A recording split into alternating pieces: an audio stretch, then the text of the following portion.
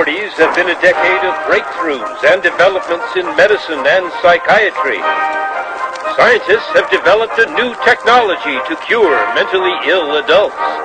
With the use of electroshocks, the minds of sick patients are being wiped clean, giving them a fresh start. On this blank slate, physicians then imprint a new, healthy personality. Remaking people, shocking them into obedience. This is a story about that powerful idea. In the 1950s, it caught the attention of the CIA. The agency funded a series of experiments. Out of them was produced a secret handbook on how to break down prisoners. The key was using shock to reduce adults to a childlike state.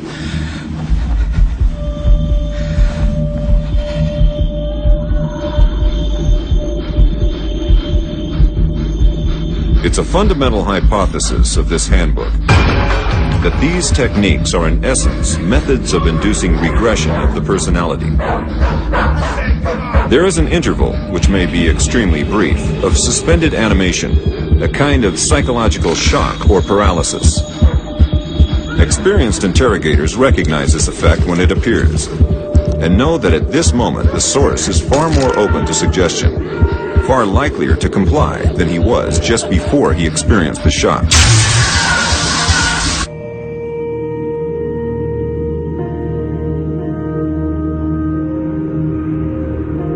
But these techniques don't only work on individuals. They can work on whole societies. A collective trauma, a war, a coup, a natural disaster, a terrorist attack puts us all into a state of shock. And in the aftermath, like the prisoner in the interrogation chamber, we too become childlike, more inclined to follow leaders who claim to protect us. One person who understood this phenomenon early on was the most famous economist of our era, Milton Friedman. Friedman believed in a radical vision of society in which profit and the market drive every aspect of life, from schools to healthcare, even the army. He called for abolishing all trade protections, deregulating all prices, and eviscerating government services. These ideas have always been tremendously unpopular, and understandably so. They cause waves of unemployment, send prices soaring, and make life more precarious for millions. Unable to advance their agenda democratically, Friedman and his disciples were drawn to the power of shock. The subject should be rudely awakened and immediately blindfolded and handcuffed. When arrested at this time, most subjects experience intense feelings of shock, insecurity, and psychological stress. The idea is to prevent the subject from relaxing and recovering from shock.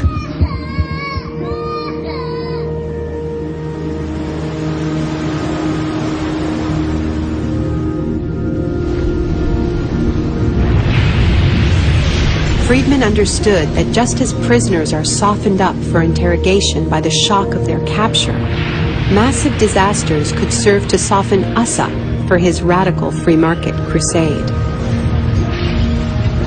He advised politicians that immediately after a crisis, they should push through all the painful policies at once before people could regain their footing. He called this method economic shock treatment. I call it the shock doctrine. Take a second look at the iconic events of our era, and behind many, you will find its logic at work. This is the secret history of the free market. It wasn't born in freedom and democracy. It was born in shock.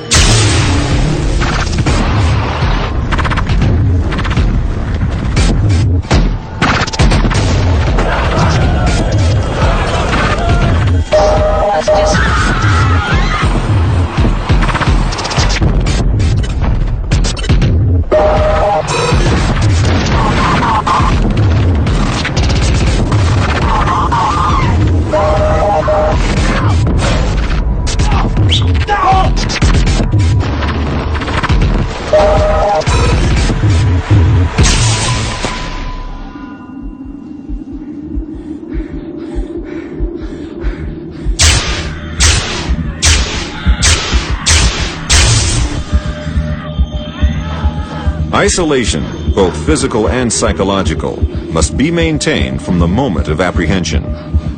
The capacity for resistance is diminished by disorientation. Prisoners should maintain silence at all times. They should never be allowed to speak to each other. There's one other thing I've learned from my study of states of shock. Shock wears off.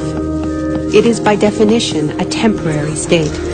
And the best way to stay oriented, to resist shock, is to know what is happening to you and why.